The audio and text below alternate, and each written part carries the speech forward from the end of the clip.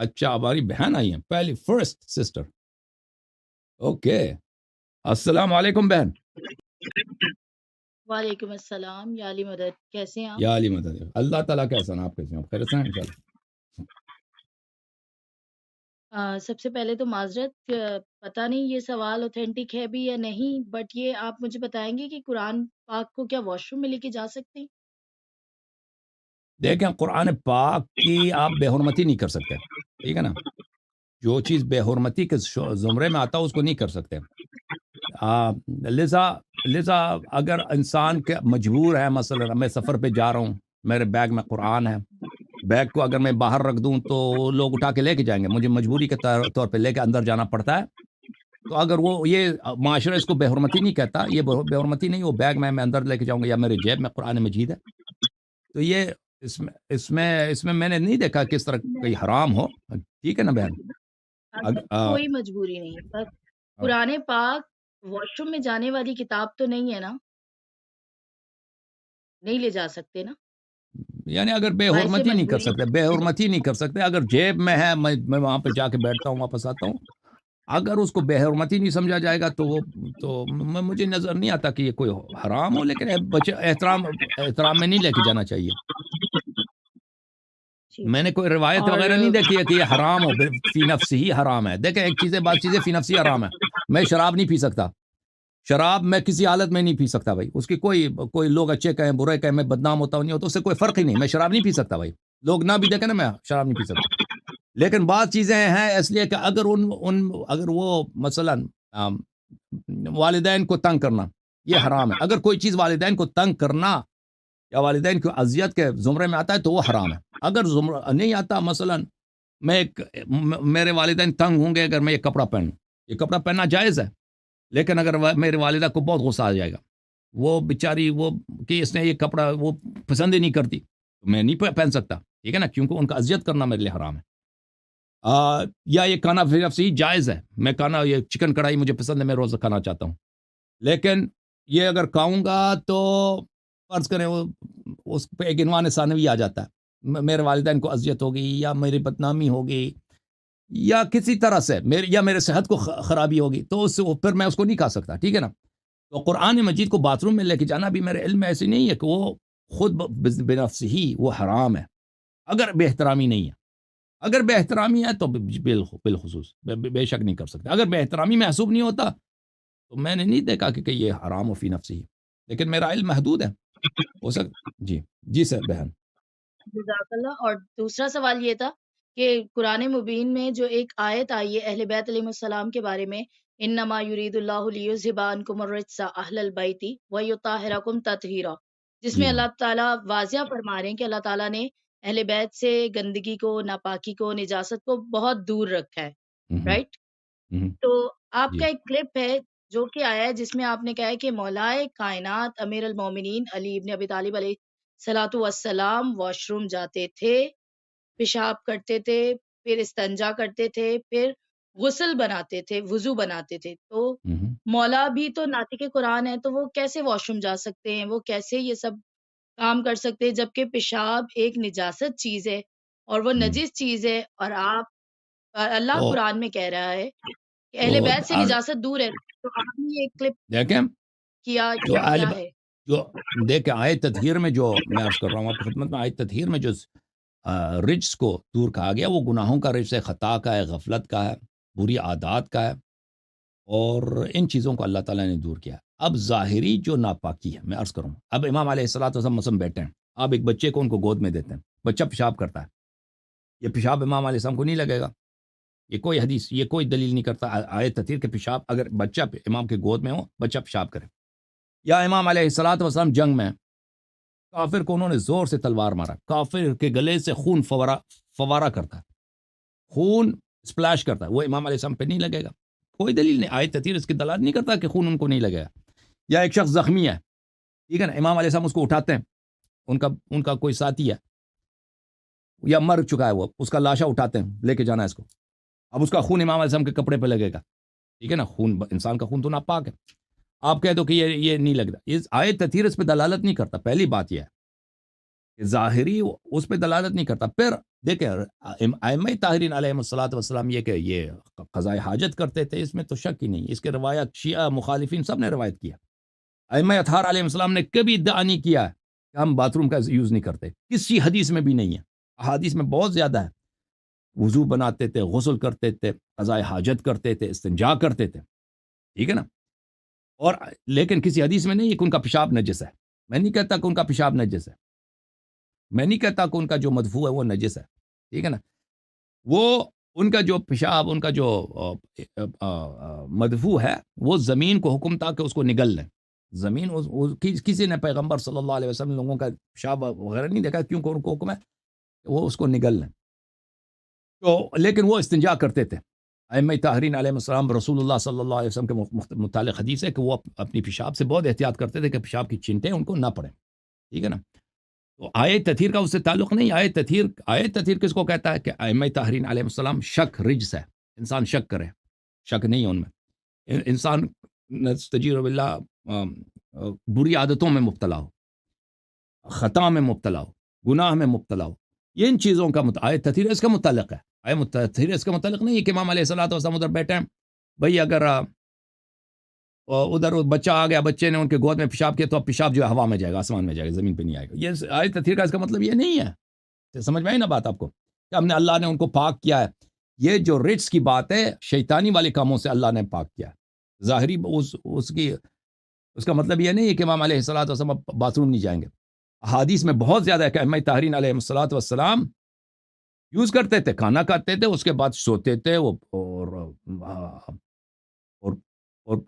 اور سب کچھ وضو بناتے تھے، حمام جاتے تھے، سب کچھ. جی سر. جی بہن. سارے غسل ان پہ واجب تھے، جتنے بھی غسل. واجب کا مجھے نہیں معلوم. دیکھیں میں نہیں کہتا کہ واجب تھے، یعنی غسل کرتے تھے باہر، حمام جاتے تھے، غسل کرتے تھے. واجب کا میں نے نہیں کہا کن پہ واجب تھا. میں نے یہ نہیں کہا واجب تھا. ٹھیک ہے نا. بس وہ غسل کرتے تھے. غسل کرتے تھے، وضو بناتے تھے، پاکیزہ کپڑے پہنتے تھے، کپڑے چینج کرتے تھے. بالکل بالکل بالکل. ایک اور سوال جناب ذاکرین کیا سناتے ہیں آپ کو؟ ائمہ طاہرین علیہ السلام نہیں نہاتے تھے؟ نہیں، ہم نے جہاں تک سنا، بچپن سے سنتے آئے، اب تک سنا مجالس میں اہل ممبر سے کہ ائمہ علیہ الصلوۃ والسلام نور ہیں، اور نور کو کون سا غسل، اور نور پہ کوئی نجاست یا ایسی چیز نہیں ہے.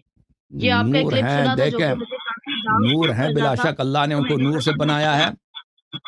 نور سے بنایا ہے. اللہ تعالیٰ نے ان کو نور سے بنایا، لیکن وہ اس دنیا میں انسان کی طرح رہتے تھے. جو انسانی تقاضے ہوتے ہیں نا، انسان بچہ ہوتا ہے، بڑا ہو جاتا ہے، بیمار ہو جاتا ہے، کھانا کھاتا ہے اور قضاء حاجت کرتا ہے. یہ دیکھیں ائمہ طاہرین علیہ السلام اگر کہہ دیتے کسی جگہ، ایک حدیث بھی ہوتی کہ وہ باتھ روم نہیں یوز کرتے،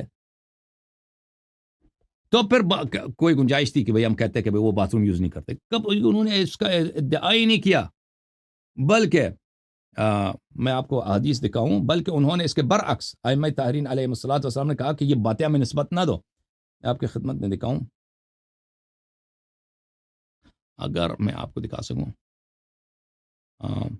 بہن ایک منٹ میں آپ انتظار کریں، میں آپ کو دکھاؤں. میں نے حدیث اس کی دکھا دی ہیں. میں اگر جن لوگوں نے مجھ سے پوچھا تھا نا، ایک منٹ.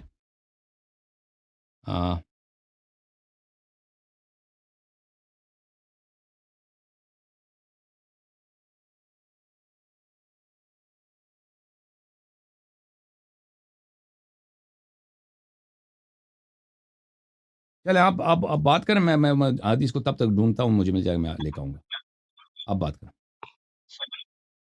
تیسرا سوال یہ کہ جناب امیر مختار کے بارے میں آپ نے کہا تھا کہ مختار ثقفی نے جو ایک عمل کیا تھا کہ شہید کربلا میں جتنے شہید ہوئے تھے، یعنی کہ شہزادہ علی اکبر، شہزادہ علی اصغر کے قاتلوں کے سر لا کے دیے تھے مولا سجاد کی بارگاہ میں. تو یہ عمل ان کا اچھا تھا، لیکن ان کے ساتھ آگے کے معاملات ہوں گے، مطلب ان کی کوئی اتنی خاص وہ بلند و بالا شخصیت نہیں ہے. ان شارٹ ایسا آپ نے ایک کلپ میں کہا تھا. تو کیا امیر مختار کا کوئی مقام نہیں ہے اہل بیت کی نظر میں؟ نہیں امیر مختار اتنے اچھے آدمی نہیں ہیں اہل بیت علیہ السلام کے آگے. ٹھیک ہے نا، ان کا کام اچھا تھا، احادیث میں جو ہمیں ملتا ہے وہ وہی ہے. مختار کا کام اچھا تھا کہ مختار نے قاتلین اہل بیت علیہ السلام کو قتل کیا ہے، لیکن اس کے احادیث میں اس کے سے زیادہ اس کی تعریف نہیں ہے، بلکہ اس کی مذمت ہے کہ وہ امام حسین علیہ السلام کو تنگ کرتا تھا، امام حسین علیہ السلام پہ جھوٹے باتیں افترا کرتا تھا. تو پھر جناب امام حضور زین علیہ السلام کے بارے میں کیا؟ کس کے بارے میں؟ جناب حر حر اور ہے، حر اللہ کا ولی ہے. حر شہدائے کربلا میں سے ہے، حر اور ہے جناب بھائی. دیکھیں انہوں نے بھی تو یہی کیا تھا نا، ایک رات میں امام بدلا جناب حر نے، تو ان کی قسمت بدلی. تو جناب ٹھیک، امیر مختار نے بھی تو یہی کیا، حر آئے تھے مولا حسین کی حر نے خدمت میں، توبہ کیا اور بھائی امیر بہن، مختار آئے سید حر السجاد نے کی خدمت توبہ میں. کیا اور امام علیہ السلام آخر میں ان سے راضی ہو گئے. مختار کے متعلق تو یہ تو نہیں کہ اس نے توبہ کیا یا امام علیہ السلام آخر میں اس سے راضی ہو گئے. مختار تو آخر تک کسا نہیں امام رہا، اس کا وہ سجاد شیعہ بھی نہیں تھا. مختار شیعہ بھی نہیں امام تھا. سجاد کے چہرے پر تبسم آیا تھا جب انہوں نے قاتلان حسین کے سر دیکھے تھے. جب امیر بالکل مختار نے لا کے خدمت امام میں سر پیش کیے تو مولا مسکرائے تھے، کربلا کے بعد پہلی بار. ٹھیک ٹھیک بالکل صحیح ہے. وہ اچھا کام ہے، ہم اس کو انکار نہیں کرتے، اس نے اچھا کام کیا، لیکن اس کا مطلب یہ نہیں کہ وہ شیعہ تھا. اس کا مطلب یہ نہیں کہ وہ اپنے برے عقیدے سے پھر گیا تھا. اس کا مطلب یہ نہیں کہ وہ اس نے جو اہل بیت علیہ السلام کو اذیتیں کیا اس سے بھی اس نے توبہ کیا تھا. ٹھیک ہے، حر تائب ہے، حر اللہ کا ولی ہے. حر کا قیاس مختار سے نہ کرو. حر وہ ہے جس سے امام حسین علیہ السلام راضی ہیں، مختار وہ تو نہیں ہے. مختار کے مختار سے بھی اچھے تو کام ہیں، سید السجاد راضی تھے. اس کام مختار سے سے بھی تو راضی ہیں، سید اس کام سے راضی ہیں، اس کام سے، اس سے زیادہ نہیں. اس کام یہ کام کو اس نے دعا اچھے بھی کیا، تو دی تھی، اس کو اس دعا بھی کام دی سے تھی، راضی ہیں. عرض یہی تو ہے کہ اگر مولا نے آپ دعا بھی تو دی تھی. وہ دعا آپ نقل کرو، دکھاؤ ہمیں کہ وہ دعا کیا اس بات پہ دلالت کرتی ہے کہ امام علیہ السلام اس کے سارے افعال سے راضی ہو گئے. دیکھیں بھائی، کوئی ثابت کرے ادھر مختار شیعہ تھا، چھوڑ دیں، ہم اپنے سارے باتوں کو پھیر لیں گے. مختار شیعہ ہی نہیں تھا، اور حر شیعہ تھے، اور جناب حر بالکل شیعہ شیعہ تھے. تھے. بالکل جب کربلا میں آئے انہوں نے امام حسین علیہ السلام کے بارگاہ میں وہ شیعوں کے سردار بن گئے، شیعوں کے آقا بن گئے. لیکن وہ توبہ سے پہلے اور مولا کی بارگاہ میں معافی مانگنے سے پہلے تک تو وہ یزید کے لشکر میں تھے نا، یزید کے لشکر کے سپاہ سالار تھے. یزید کے لشکر میں تھے جب امام حسین علیہ السلام کے بارگاہ میں آئے. اور وہ تب اس تک سے تو وہ پہلے مسلمان تھے نا، نہیں تب یہ تک تو اس سے مسلمان تھے نا. اس سے پہلے بھی وہ اس کے صحیح العقیدہ ہونے کی دلیل ہے. اس سے پہلے بھی کہ وہ ٹھیک ہے وہ لشکر میں تھا، اس کو زبردستی لشکر میں بھیجا گیا تھا. اور اس نے امام حسین علیہ السلام نے جب اس سے کہا ثقلت کا ام کا یا حر، اے محر تیری ماں تیرے عذاب پہ روئے، تو اس نے کہا عرض یہی کیا تھا کہ مولا آپ میری ماں کو جتنا برا بلا کہہ دیں، میں آپ کی ماں کے متعلق سوائے تعریف کے کچھ نہیں کہہ سکتا. اور یہ دلالت کرتا ہے کہ آپ جو کہہ رہے ہیں نا کہ وہ ہمارے پاس کوئی دلیل نہیں کہ اس سے پہلے حر شیعہ نہیں تھا. حر شیعہ نہیں تھا. اگر تو شیعہ نہیں مطلب جو بھی تھا، مسلمان کہتے ہیں کہ کربلا میں امام حسین کو شہید کرنے میں شیعہ بھی شریک تھے، تو کیا یہ بات کہیں تک سچ ہے کہ ہم شیعہ بھی موجود تھے مولا کے قتل میں؟ مولا کی شہادت میں ہم شیعہ بھی یہ تھے اور موجود؟ سوال، یہ اور سوال ہے. تو پھر کوفے جناب والے حضور کیسے شیعہ ہو گئے؟ وہاں پہ دیکھیں، وہاں پہ جو کوفے کے لوگ تھے، وہاں پر عمر ابن سعد نے اعلان کیا تھا اور قبیلے کے سرداروں کو جمع کیا تھا کہ آپ تباہ ہو جائیں گے اگر آپ یہاں پہ اپنے قبیلے والوں کو ان جنگ میں نہ بھیجیں. بہت سارے لوگوں کو زبردستی بھیجا گیا تھا.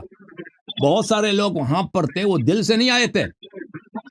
وہ لوگ جو دل سے آئے تھے کہ واقعا امام حسین علیہ السلام کو جنگ کرنا، وہ اس میں سے کوئی بھی شیعہ نہیں تھا. لیکن ان لوگوں کو جنہوں کو زبردستی بھیجا گیا تھا، یا آپ تاریخ کو پڑھیں کر واقعی کربلا سے پہلے کہ عبید اللہ ابن مرجانہ نے کوفے والوں میں کو زبردستی بھیجنا شروع کیا تھا جنگ میں، ہزاروں کی تعداد میں، کہ اگر نہیں جائیں گے آپ کے گھر تباہ ہو جائیں گے، ہم آپ کو قتل کریں گے اور بہت سخت سزائیں دیں گے. تو اس میں جو لوگ گئے تھے ہو سکتا ہے اس میں شیعہ بھی ہوں، لیکن وہ دل سے نہیں آئے تھے، وہ زبردستی آئے تھے. ٹھیک ہے نا. لیکن اصل جو جنگ کرنے کے لیے آئے تھے، جنگ کرنے کے غرض سے آئے تھے، اور وہ چاہتے تھے کہ امام حسین علیہ السلام کے ساتھ جنگ کریں، ان میں کوئی شیعہ نہیں تھا. اور عراق کے لوگ جو شیعہ کہلاتے تھے وہ بمعنی العام شیعہ کہلاتے تھے، جس کے متعلق میں نے بہت توضیح دی ہے.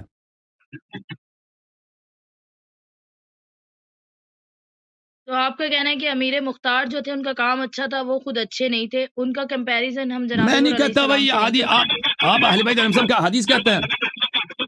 میں نہیں کہتا، اہل بیت طاہرین علیہ السلام کی روایات کہتے ہیں. آپ ایک روایت دکھائیں کہ مختار جو ہے اہل بیت علیہ السلام نے مختار کو شیعہ کہا ہو، یا کوئی بھی دلیل لے کہ وہ مختار شیعہ تھا. مختار کیسانی تھا، وہ محمد حنفیہ کو امام مانتا تھا، وہ اس کو بھی سچا امام نہیں مانتا تھا، وہ بھی فراڈ کے تھرو اس کو، تاکہ اس کو حکومت ملے کہ یہ امام علی علیہ السلام کا بیٹا ہے، امام حسن، امام حسین کے بعد ہمارا امام کون ہے؟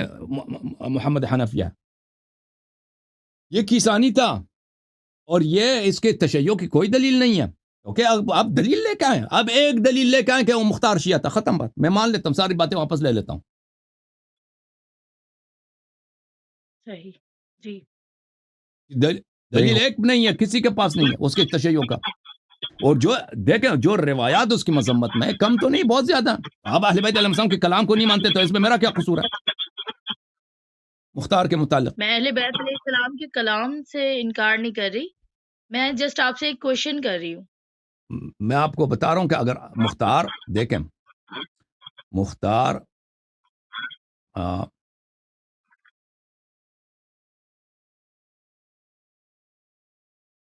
بہت زیادہ روایات میں ہے اس مختار کی مذمت ہے. دیکھیں کہ مثلا اس نے امام حسن مجتبیٰ علیہ السلام کو اس نے کوشش کی تو اس کو زندہ پکڑ کے معاویہ کے سپرد کیا جائے. اور اس کی جو مذمت ہے، اللہ آپ کا بھلا کرے، کہ اس نے روایات میں، ہمارے روایت میں موجود ہے کہ وہ امام حسین علیہ السلام پہ تہمت لگاتا تھا، امام زین العابدین علیہ السلام پہ تہمت لگاتا تھا. اور اللہ آپ کا بھلا کرے، اور وہ کیسانی تھا. رجال نجاشی میں واضح طور پہ کہہ رہا ہے، رجال کشی میں ظاہر کہ وہ کیسانی تھا. وہ اس کا عقیدہ بھی، اور بہت سارے شیعہ اور مخالفین دونوں روایت کی کہ وہ کیسانی تھا، وہ شیعہ نہیں تھا. اور اس کے علاوہ اس کی کیا تعریف ہو سکتی ہے؟ ہم اس کو برا نہیں کہتے، ہم اس کو گالی نہیں دیتے کہ وہ برا آدمی، اس کو گالی دیں، لیکن اس کے متعلق وہی کہتے ہیں، اسی بات کی تصدیق کرتے ہیں جو اہل بیت علیہ السلام کا موقف ہے. اہل بیت علیہ السلام کے روایات میں مختار کی تعریف نہیں ہے، اس کے فعل کی تعریف ہے، اس کے اپنے کہ وہ حر کی طرح تھا، حر کے جوتے کے برابر بھی نہیں تھا وہ مختار. اس کے کیا حر سے کیا ملاقات، وہ کیا مقایسہ. اوکے بہن، thank you. Thank you. Okay, اللہ آپ کو جزائے خیر. اللہ حافظ. اللہ حافظ. اللہ حافظ. کسی حدیث میں ہے کہ اہل بیت علیہ السلام حمام نہیں جاتے تھے؟ بھائی یہ بھی کسی امام نے ادعا کیا کہ اہل بیت علیہ السلام حمام نہیں جاتے تھے؟ کتنے زیادہ حدیث میں کہ اہل بیت علیہ السلام حمام کا یوز کرتے تھے، وضو لیتے تھے، غسل کرتے تھے، کپڑے چینج کرتے تھے، پاکیزہ کپڑے پہنتے تھے. رسول اللہ صلی اللہ علیہ وسلم اسی طرح استنجا کرتے تھے. کتنے اس کا حدیث زیادہ. اب جو ہے آپ لوگ اپنا اگر ایک بھی حدیث میں آنا تو انہوں نے کہا کہ ہم یہ کام نہیں کرتے تو ہمیں دکھا دو. میں آپ کی خدمت میں، وہ روایات کہاں گئی؟ ملاحظہ فرمائیے سورہ فرقان میں، وقالوا ما هذا الرسول ما لهذا الرسول، سورہ فرقان آیت نمبر 7. مشرکین کہتے ہیں وقالوا ما لهذا الرسول يأكل الطعام، یہ کیسا پیغمبر ہے، یہ تو کھانا کھاتا، ويمشي في الاسواق، اور یہ سڑک پہ بھی چلتا ہے، یہ تو بالکل انسانوں جیسا. لولا انزل الیہ ملک فیکون معه نذیرا، اس کے ساتھ اگر ایک فرشتہ ہوتا کہ وہ ہمیں بتاتا، پھر ہم اس کی تصدیق کرتے نا. نہیں، یہ تو سڑک میں بھی جاتا ہے، کھانا بھی کھاتا ہے. اور کھانا کھانا اکثر کنایہ ہوتا ہے کس بات کا؟ باتھ روم یوز کرنے کا. یہ تو کفار والی ہے. یہ کتاب ہے من لا یحضر الفقی للصدوق رحمہ اللہ، جلد نمبر 1. امام جعفر صادق علیہ السلام نے فرمایا رسول اللہ صلی اللہ علیہ وآلہ وسلم کان اشد الناس توقیا للبول، رسول اللہ صلی اللہ علیہ وآلہ وسلم سب لوگوں سے زیادہ احتیاط کرتے تھے کہ پیشاب کی چینٹیں ان پہ نہ پڑیں. حتى أنه إذا كان أراد البول عمد إلى مكان مرتفع من الأرض أو مكان يكون فيه التراب الكثير كراهية أن ينضح عليه البول. جب وہ پیشاب کرنا کرتے تھے نا تو کسی مرتفع مکان، اونچی مقام پہ یا ایسے مقام پہ جہاں پہ مٹی ریتی نرم ہو، پیشاب کرتے تھے تاکہ ان پہ چینٹیں نہ پڑیں.